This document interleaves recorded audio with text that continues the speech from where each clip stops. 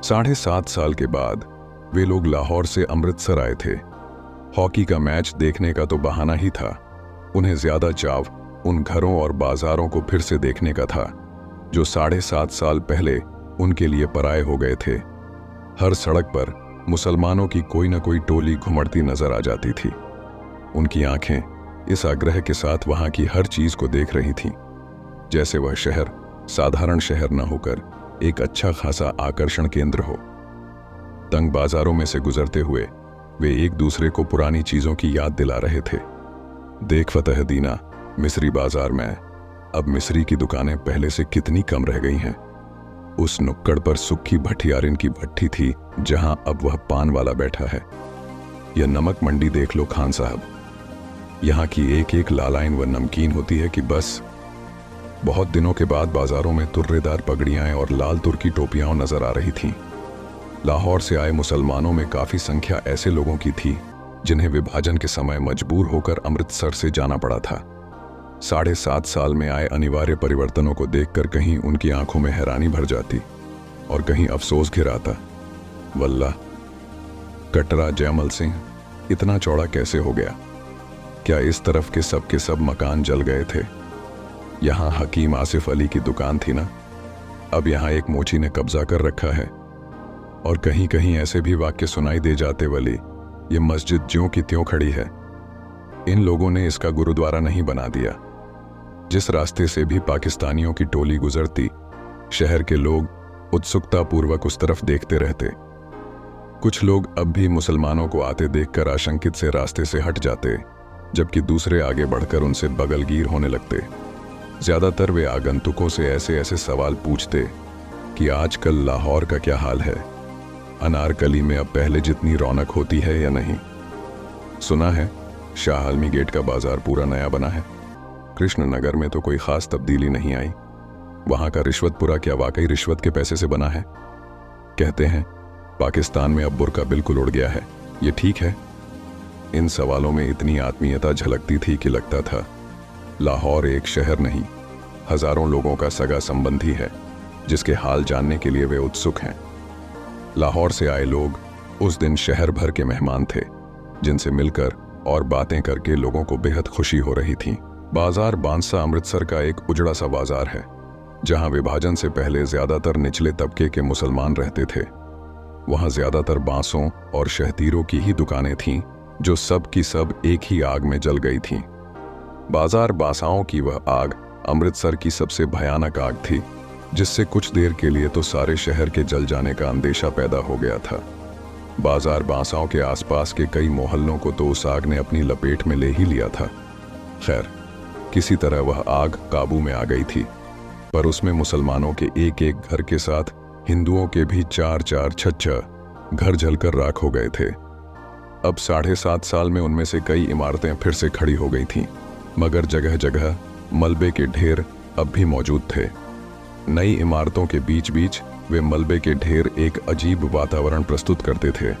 बाजार बौसाओं में उस दिन भी चहल पहल नहीं थी, क्योंकि उस बाजार के रहने वाले ज्यादातर लोग तो अपने मकानों के साथ ही शहीद हो गए थे, और जो बचकर चले गए थे उनमें से शायद किसी में भी लौटकर आने की हिम्मत नहीं रही थी।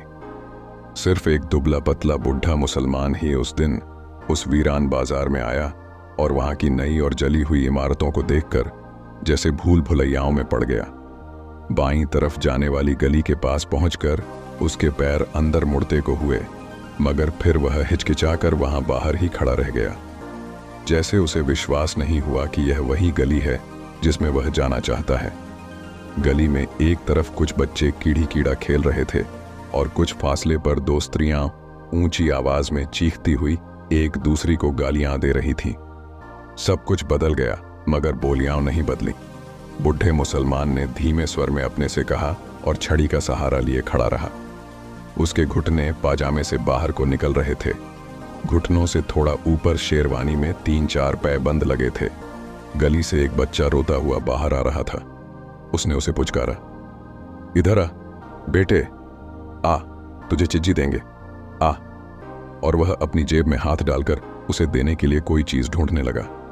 बच्चा एक क्षण के लिए चुप कर गया, लेकिन फिर उसी तरह होंठ बिसूर कर रोने लगा। एक 16-17 साल की लड़की गली के अंदर से दौड़ती हुई आई और बच्चे को बांह से पकड़कर गली में ले चली। बच्चा रोने के साथ साथ अब अपनी बांह छुड़ाने के लिए मचलने लगा। लड़की ने उसे अपनी बाहों में उठाकर साथ सटा लिया और उसका मुंह चूमती हुई बोली, चुप कर कसम खाने, रोएगा तो वह मुसलमान तुझे पकड़ कर ले जाएगा, कह रही हूं चुप कर। बूढ़े मुसलमान ने बच्चे को देने के लिए जो पैसा निकाला था वह उसने वापस जेब में रख लिया। सिर से टोपी उतार कर वहां थोड़ा खुजलाया और टोपी अपनी बगल में दबा ली। उसका गला खुश्क हो रहा था और घुटने थोड़ा कांप रहे थे। उसने गली के बाहर की एक बंद दुकान के तख्ते का सहारा ले लिया और टोपी फिर से सिर पर लगा ली। गली के सामने जहां पहले ऊंचे ऊंचे शहतीर रखे रहते थे वहां अब एक तिमंजिला मकान खड़ा था। सामने बिजली के तार पर दो मोटी मोटी चीलें बिल्कुल जड़ सी बैठी थीं। बिजली के खंभे के पास थोड़ी धूप थी। वह कई पल धूप में उड़ते झरों को देखता रहा। फिर उसके मुंह से निकला, या मालिक। एक नवैवुक चाबियों का गुच्छा घुमाता गली की तरफ आया। बूढ़े को वहां खड़े देखकर उसने पूछा, कहिए मियाँ जी, यहाँ किस लिए खड़े हैं? बूढ़े मुसलमान को छाती और बाहों में हल्की सी कपकपी महसूस हुई। उसने होठों पर जबान फेरी और नवयुवक को ध्यान से देखते हुए कहा, बटे तेरा नाम मनोरी है ना? नवयुवक ने चाबियों के गुच्छे को हिलाना बंद करके अपनी मुट्ठी में ले लिया और कुछ आश्चर्य के साथ पूछा, आपको मेरा नाम कैसे मालूम है? 7.5 साल पहले तू इतना सा था, कहकर बूढ़े ने मुस्कुराने की कोशिश की। आप आज पाकिस्तान से आए हैं? हाँ, पहले हम इसी गली में रहते थे। बूढ़े ने कहा, मेरा लड़का चिरागदीन तुम लोगों का दर्ज था। तकसीम से 6 महीने पहले हम लोगों ने यहां अपना नया मकान बनवाया था। ओ, गनी मियाँ, मनोरी ने पहचान कर कहा। हाँ बेटे, मैं तुम लोगों का गनी मियाँ हूं। चिराग और उसके बीवी बच्चे तो अब मुझे मिल नहीं सकते, मगर मैंने सोचा कि एक बार मकान की ही सूरत देख लें। बूढ़े ने टोपी उतार कर सिर पर हाथ फेरा और अपने आंसुओं को बहने से रोक लिया। तुम तो शायद काफी पहले यहां से चले गए थे। मनोरी के स्वर में संवेदना भर आई। हाँ बेटे, ये मेरी बदकिस्मती थी कि मैं अकेला पहले निकल कर चला गया था। यहां रहता तो उसके साथ मैं भी, कहते हुए उसे एहसास हो आया कि यह बात उसे नहीं कहनी चाहिए। उसने बात को मुंह में रोक लिया, पर आंखों में आए आंसुओं को नीचे बह जाने दिया। छोड़ो गनी मियाँ, अब उन बातों को सोचने में क्या रखा है। मनोरी ने गनी की बाह अपने हाथ में ले ली। चलो तुम्हें तुम्हारा घर दिखा दूं। गली में खबर इस तरह फैली थी कि गली के बाहर एक मुसलमान खड़ा है जो रामदारसी के लड़के को उठाने जा रहा था। उसकी बहन वक़्त पर उसे पकड़ लाई, नहीं तो वह मुसलमान उसे ले गया होता। यह खबर मिलते ही जो स्त्रियां गली में पीढ़े बिछाकर बैठी थीं, वे पीढ़े उठाकर घरों के अंदर चली गईं। गली में खेलते बच्चों को भी उन्होंने पुकार पुकार कर घरों के अंदर बुला लिया। मनोरी गनी को लेकर गली में दाखिल हुआ तो गली में सिर्फ एक फेरी वाला रह गया था, या रखा पहलवान जो कुएं पर उगे पीपल के नीचे बिखर कर सोया था। हाँ, घरों की खिड़कियों में से और किवाड़ों के पीछे से कई चेहरे गली में झांक रहे थे। मनोरी के साथ गनी को आते देखकर उनमें हल्की चहमेगोइयां शुरू हो गईं। दाढ़ी के सब बाल सफेद हो जाने के बावजूद चिरागदीन के बाप अब्दुल गनी को पहचानने में लोगों को दिक्कत नहीं हुई। वह था तुम्हारा मकान। मनोरी ने दूर से एक मलबे की तरफ इशारा किया। गनी पल भर ठिठक कर फटी फटी आंखों से उस तरफ देखता रहा। चिराग और उसके बीवी बच्चों की मौत को वह काफी पहले स्वीकार कर चुका था, मगर अपने नए मकान को इस शक्ल में देखकर उसे जो झुरझुरी है उसके लिए वह तैयार नहीं था। उसकी जबान पहले से और खुश्क हो गई और घुटने भी ज्यादा कांपने लगे। यह मलबा? उसने अविश्वास के साथ पूछ लिया। मनोरी ने उसके चेहरे के बदले हुए रंग को देखा। उसकी बाह को थोड़ा और सहारा देकर जड़ से स्वर में उत्तर दिया, तुम्हारा मकान उन्हीं दिनों जल गया था। गनी छड़ी के सहारे चलता हुआ किसी तरह मलबे के पास पहुंच गया। मलबे में अब मिट्टी ही मिट्टी थी, जिसमें से जहां तहां टूटी और जली हुई ईंट बाहर झांक रही थीं। लोहे और लकड़ी का सामान उसमें से कब का निकाला जा चुका था। केवल एक जले हुए दरवाजे का चौखट न जाने कैसे बचा रह गया था। पीछे की तरफ 2 जली हुई अलमारियां थीं, जिनकी कालिख पर अब सफेदी की हल्की हल्की तह उभर आई थी। उस मलबे को पास से देखकर गनी ने कहा, यह बाकी रह गया है यह, और उसके घुटने जैसे जवाब दे गए और वह वहीं जले हुए चौखट को पकड़कर बैठ गया। क्षण भर बाद उसका सिर भी चौखट से जा सटा और उसके मुंह से बिलखने की सी आवाज निकली, हाय ओए चिराग अर्दीना। जले हुए किवाड़ का वह चौखट मलबे में से सिर निकाले 7.5 साल खड़ा तो रहा था, पर उसकी लकड़ी बुरी तरह भुरभुरा गई थी। गनी के सिर के छूने से उसके कई रेशे झड़क कर आसपास बिखर गए। कुछ रेशे गनी की टोपी और बालों पर आ रहे। उन रेशों के साथ एक केंचुआ भी नीचे गिरा, जो गनी के पैर से 6-8 इंच दूर नाली के साथ साथ बनी ईंटों की पटरी पर इधर उधर सरसराने लगा। वह छिपने के लिए सुराख ढूंढता हुआ जरा सा सिर उठाता, पर कोई जगह न पाकर 2-1 बार सिर पटकने के बाद दूसरी तरफ मुड़ जाता। खिड़कियों से झांकने वाले चेहरों की संख्या अब पहले से कहीं ज्यादा हो गई थी। उनमें चहमेगोइयां चल रही थीं कि आज कुछ न कुछ जरूर होगा। चिरागदीन का बाप गनी आ गया है, इसलिए 7.5 साल पहले की वह सारी घटना आज अपने आप खुल जाएगी। लोगों को लग रहा था जैसे वह मलबा ही गनी को सारी कहानी सुना देगा कि शाम के वक्त चिराग ऊपर के कमरे में खाना खा रहा था, जब रखे पहलवान ने उसे नीचे बुलाया, कहा कि वह 1 मिनट आकर उसकी बात सुन ले। पहलवान उन दिनों गली का बादशाह था। वहां के हिंदुओं पर ही उसका काफी दबदबा था। चिराग तो खैर मुसलमान था। चिरागा हाथ का कौर बीच में ही छोड़कर नीचे उतर आया। उसकी बीवी जुबैदा और दोनों लड़कियां किश्वर और सुल्ताना खिड़कियों से नीचे झांकने लगीं। चिराग ने ड्योढ़ी से बाहर कदम रखा ही था कि पहलवान ने उसे कमीज के कॉलर से पकड़कर अपनी तरफ खींच लिया और गली में गिराकर उसकी छाती पर चढ़ बैठा। चिराग उसका छुरे वाला हाथ पकड़कर चिल्लाया, रखे पहलवान, मुझे मत मार, हाय कोई मुझे बचाओ। ऊपर से जुबैदा, किश्वर और सुल्ताना भी हताश स्वर में चिल्लाई और चीखती हुई नीचे ड्योढ़ी की तरफ दौड़ी। रखे के एक शागिर्द ने चिराग की जद्दोजहद करती बाहें पकड़ लीं और रखा उसकी जांघों को अपने घुटनों से दबाए हुए बोला, चीखता क्यों है भेड़ के, तुझे मैं पाकिस्तान दे रहा हूं, ले पाकिस्तान। और जब तक जुबैदा, किश्वर और सुल्ताना नीचे पहुंची, चिराग को पाकिस्तान मिल चुका था। आसपास के घरों की खिड़कियां तब बंद हो गई थीं। जो लोग इस दृश्य के साक्षी थे, उन्होंने दरवाजे बंद करके अपने को इस घटना के उत्तरदायित्व से मुक्त कर लिया था। बंद किवाड़ों में भी उन्हें देर तक जुबैदा, किश्वर और सुल्ताना के चीखने की आवाजें सुनाई देती रहीं। रखे पहलवान और उसके साथियों ने उन्हें भी उसी रात पाकिस्तान दे दिया, मगर दूसरे तबील रास्ते से। उनकी लाशें चिराग के घर में न मिलकर बाद में नहर के पानी में पाई गई। 2 दिन चिराग के घर की छानबीन होती रही थी। जब उसका सारा सामान लूटा जा चुका तो न जाने किसने उस घर को आग लगा दी थी। रखे पहलवान ने तब कसम खाई थी कि वह आग लगाने वाले को जिंदा जमीन में गाड़ देगा, क्योंकि उस मकान पर नजर रखकर ही उसने चिराग को मारने का निश्चय किया था। उसने उस मकान को शुद्ध करने के लिए हवन सामग्री भी ला रखी थी, मगर आग लगाने वाले का तब से आज तक पता नहीं चल सका था। अब 7.5 साल से रखा उस मलबे को अपनी जायदाद समझता आ रहा था, जहां न वह किसी को गाय भैंस बांधने देता था और न ही खुमचा लगाने देता था। उस मलबे से बिना उसकी इजाजत के कोई एक ईंट भी नहीं निकाल सकता था।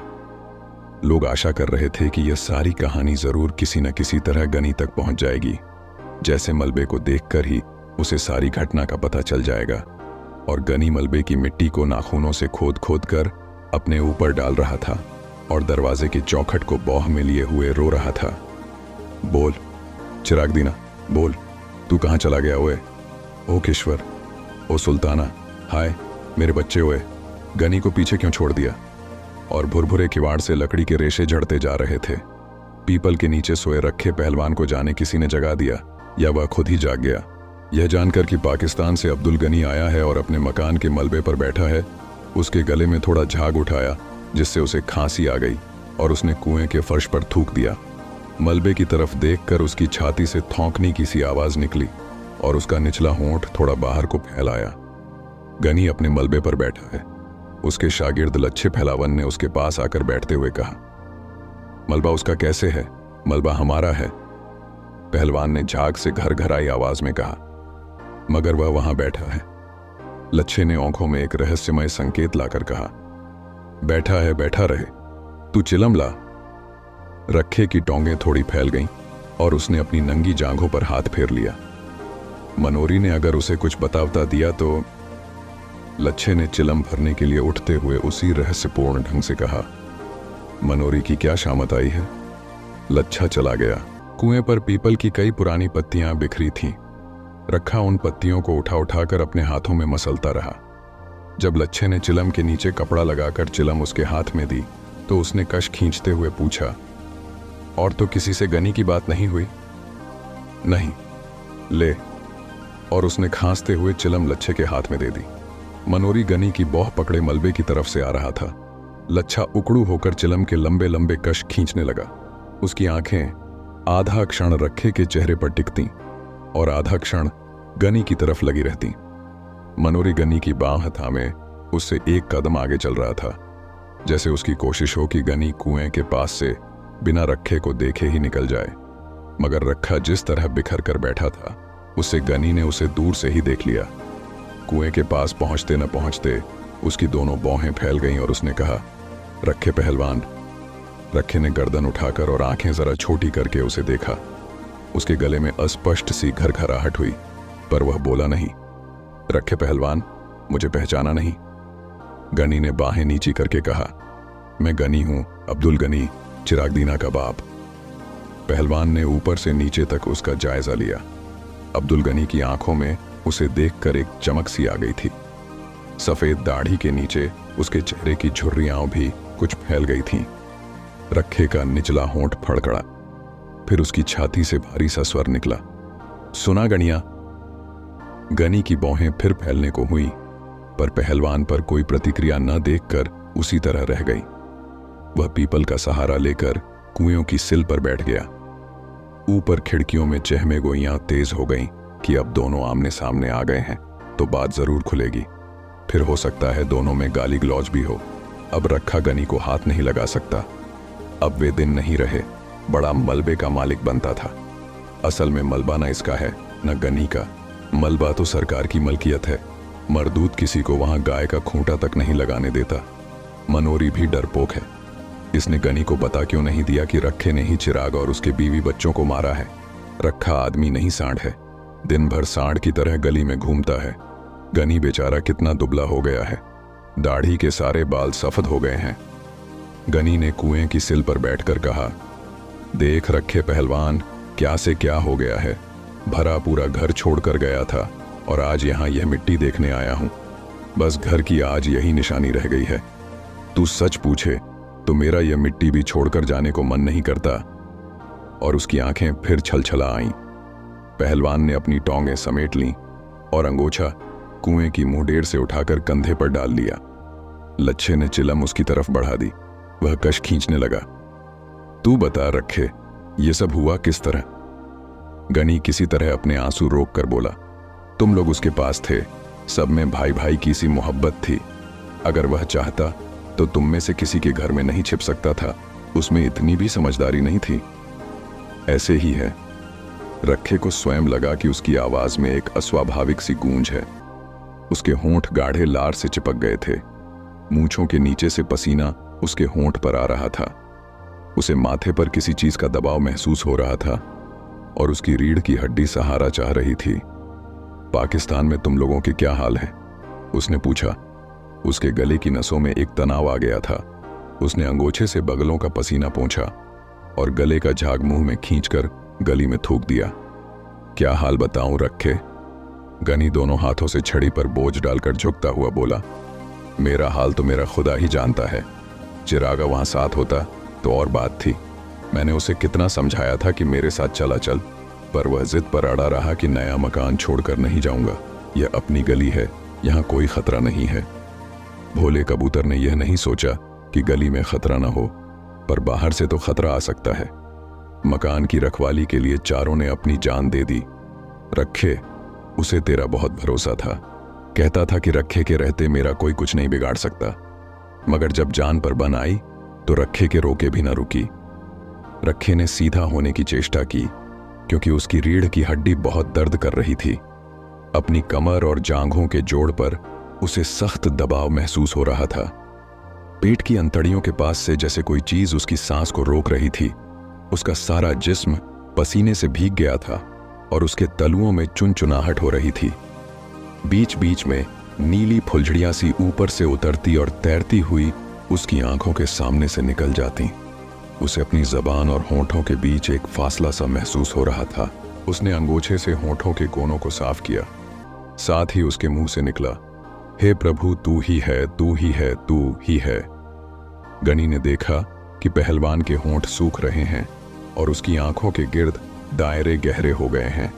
वह उसके कंधे पर हाथ रखकर बोला, जो होना था हो गया रखिया, उसे अब कोई लौटा थोड़े ही सकता है। खुदा नेक की नेकी बनाए रखे और बद की बदी माफ करे। मैंने आकर तुम लोगों को देख लिया, सो समझूंगा कि चिराग को देख लिया। अल्लाह तुम्हें सेहतमंद रखे। और वह छड़ी के सहारे उठ खड़ा हुआ। चलते हुए उसने कहा, अच्छा रखे पहलवान। रखे के गले से मध्यम सी आवाज निकली। अंगोछा लिए हुए उसके दोनों हाथ जुड़ गए। गनी हसरत भरी नजर से आसपास देखता हुआ धीरे धीरे गली से बाहर चला गया। ऊपर खिड़कियों में थोड़ी देर चहमे गोइयां चलती रहीं कि मनोरी ने गली से बाहर निकलकर जरूर गनी को सब कुछ बता दिया होगा कि गनी के सामने रखे का ताल्लुक कैसे खुश्क हो गया था। रखा अब किस मुंह से लोगों को मलबे पर गाय बांधने से रोकेगा। बेचारी जुबैदा, कितनी अच्छी थी वह। रखे मरदूद का घर, घाट, इसे किसी की माँ बहन का लिहाजा था। थोड़ी देर में स्त्रियां घरों से गली में उतर आईं। बच्चे गली में गुल्ली डंडा खेलने लगे। 2 12-13 साल की लड़कियां किसी बात पर एक दूसरी से गुत्थम गुत्था हो गईं। रखा गहरी शाम तक कुएं पर बैठ खंखारता और चिलम फूंकता रहा। कई लोगों ने वहां गुजरते हुए उससे पूछा, रखे शाह, सुना है आज गनी पाकिस्तान से आया था? हाँ आया था, रखे ने हर बार एक ही उत्तर दिया। फिर कुछ नहीं, चला गया। रात होने पर रखा रोज की तरह गली के बाहर बाईं तरफ की दुकान के तख्ते पर आ बैठा। रोज वह रास्ते से गुजरने वाले परिचित लोगों को आवाज दे देकर पास बुला लेता था और उन्हें सट्टे के गुड़ और सेहत के नुस्खे बताता रहता था। मगर उस दिन वह वहां बैठा लच्छे को अपनी वैष्णो देवी की उस यात्रा का वर्णन सुनाता रहा जो उसने 15 साल पहले की थी। लच्छे को भेजकर वह गली में आया तो मलबे के पास लोकू पंडित की भैंस को देखकर वह आदत के मुताबिक उसे धक्के दे देकर हटाने लगा। भैंस को हटाकर वह सुस्ताने के लिए मलबे के चौखट पर बैठ गया। गली उस समय सुनसान थी। कमेटी की बत्ती न होने से वहां शाम से ही अंधेरा हो जाता था। मलबे के नीचे नाली का पानी हल्की आवाज करता बह रहा था। रात की खामोशी को काटती हुई कई तरह की हल्की हल्की आवाजें मलबे की मिट्टी में से सुनाई दे रही थीं। एक भटका हुआ कौआ न जाने कहां से उड़कर उस चौखट पर आ बैठा। इससे लकड़ी के कई रेशे इधर उधर छितरा गए। कौए के वहां बैठते न बैठते मलबे के एक कोने में लेटा हुआ कुत्ता गुर्रा कर उठा और जोर जोर से भौंकने लगा। कौआ कुछ देर सहमा सा चौखट पर बैठा रहा, फिर पंख फड़फड़ाता कुएं के पीपल पर चला गया। कौए के उड़ जाने पर कुत्ता और नीचे उतर आया और पहलवान की तरफ मुंह करके भौंकने लगा। पहलवान उसे हटाने के लिए भारी आवाज में बोला, दुर दुर दुर दुरे, मगर कुत्ता और पास आकर भौंकने लगा। पहलवान ने एक ढेला उठाकर कुत्ते की तरफ फेंका।